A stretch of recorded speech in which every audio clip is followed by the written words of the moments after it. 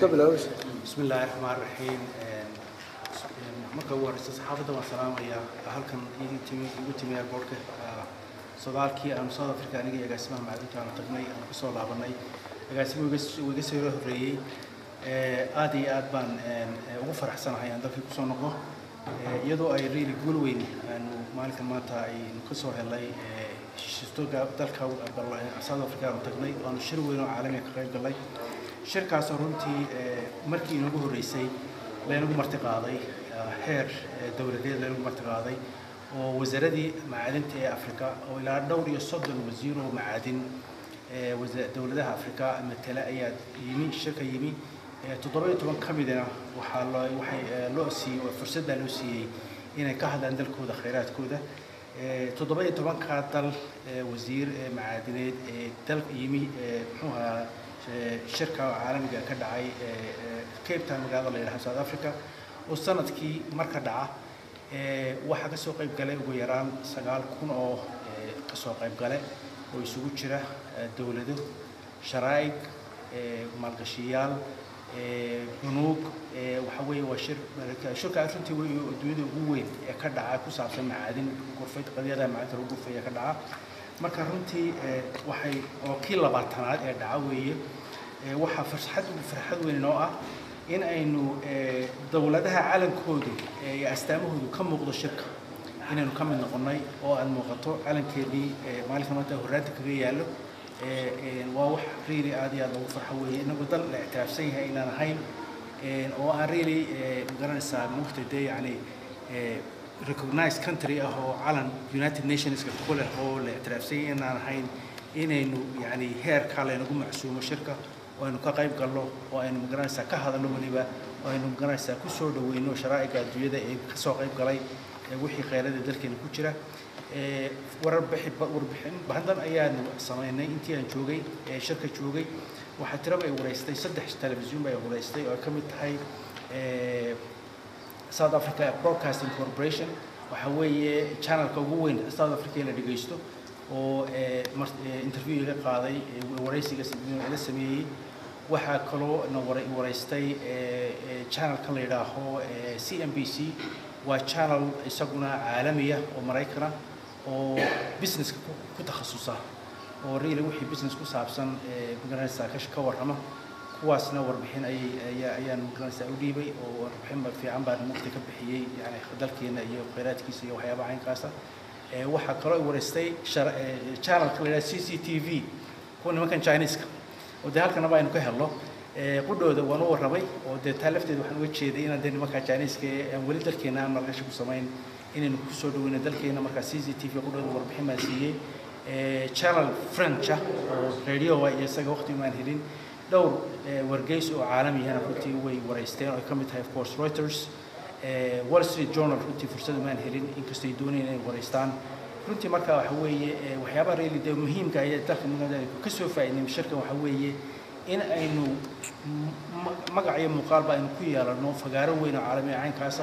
oo markii ugu horeysay la maqlo dal la yiraahdo Somaliland in jiro oo kheyraad leeyahay runtii waxa weeye macaalinta soo jiidin sida muxuu ahaa maalgashigu ma hawl yara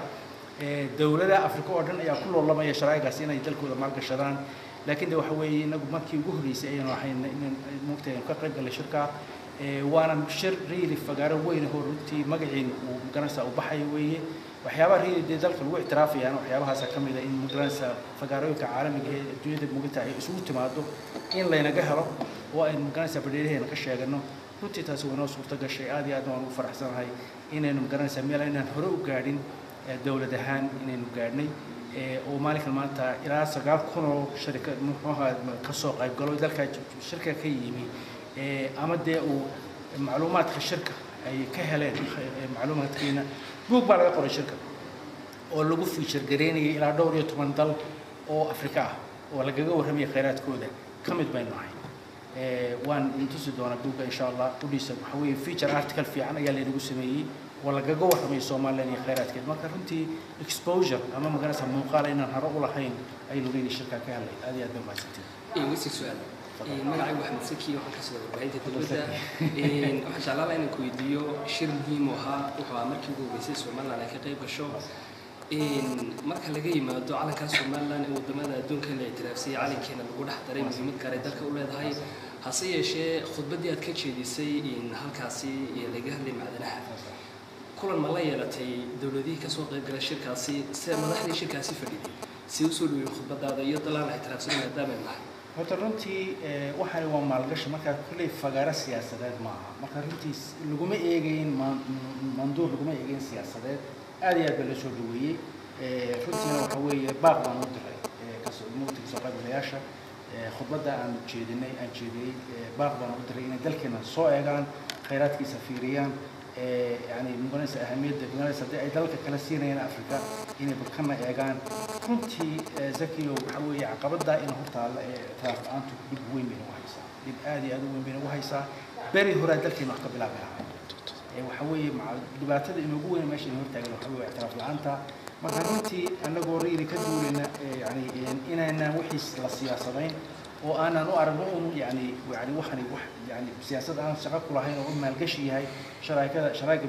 من تلك محوها الشركة يمين آدي أضن باق وين قولي ما تبيني شركة محوها الشركة أنا فهمتي آدي أضن خطبة أنا آدي أضن لسولوية محوها هاي شرائقي يو ضدك كلا دقي سنة يبان وحكرا فرصة أنا هلا إن المنستر هذه معادن أفريقيا وقت لقاء يعني سبيشال ميتينغ شري يسوي معنا محمد سرد النص مع النص كيد أي ريل سيمي مناسبة من محوها منستر هذا معادن تكسو قبل أفريقيا يسوي ريو كتالفت له إحنا سنسي فرصة إن نسكب برا دولتها أين ولا أفريقيا إن دل سومالي لان هذا ودرنتي أي قار كود يعني ورسومال أنت شيء حاجة كود عضها مثلا كل دول العين كاس الله ولا تنسون شري اعتراف وليد مهلين لكن محاوي ودل شرا رنتي مركز هذا بفكر وشرح له وفهم سيسو مركز وفهمي ماشي دل كويالو يوم يبان جلسة وحياة رجلي تلاتة عن رجلي وتحيي مركز رنتي مخالف عمل وسير شركة حاجة شركة كذا على كيب تاون وعلى أفريكان مايننج إندابا وحريلي موتي سبونسر دريه هرمود كأها مع وزيرك معادن ساوث أفريقيا سوزان شبانغو وأن كلنا مركي هرنا شركة أن كقريب dari أستراليا أفريقيا دامن وصف عنه سلويسي ومقناس أنا سيري مقناس ده كم بحث خصوصا سي وزير عين كاسو ده رئيس كارب تيور وصاري يسكوار لهم كي باركي بيرت سكوار لنا وصف عني موتي إسرائيل تيسوق وصف وحكى له شركة يمي يسوونه إسلانتا حيسته أنا أسر رئيس تشير برسنك أي أفريقيا يونيون أفريقيا يونيون أي يمي إسلانتا سو إسلان ساوث أفريقيا هوانا داسي مرو داسي ومرو ساوث أفريقيا وتشير برسنك أفريقيا يونيون كأسون طاقة أفريقيا ده عند السبب عسب وياي أقول كده وياي فرصة بان هلا إنه لفتي قضية إنه نبشر كيو وأنا راح نمحق لي سنوسي ويدين ستاتس مقرنة سامحوها observer status مقرنة كرسي ده يعني عند دولة الاعترافنا هنا لكن ده إنه كقريب قالوا كرسي نقول ماشي ده كسوق قريب قالوا أرنت أنا كنت وزير الخارجية كان بدوني أنت وجوه رموا وحيانا بسم الله السنة ورنتي أنا فرصة نوصل سنة يدور شيء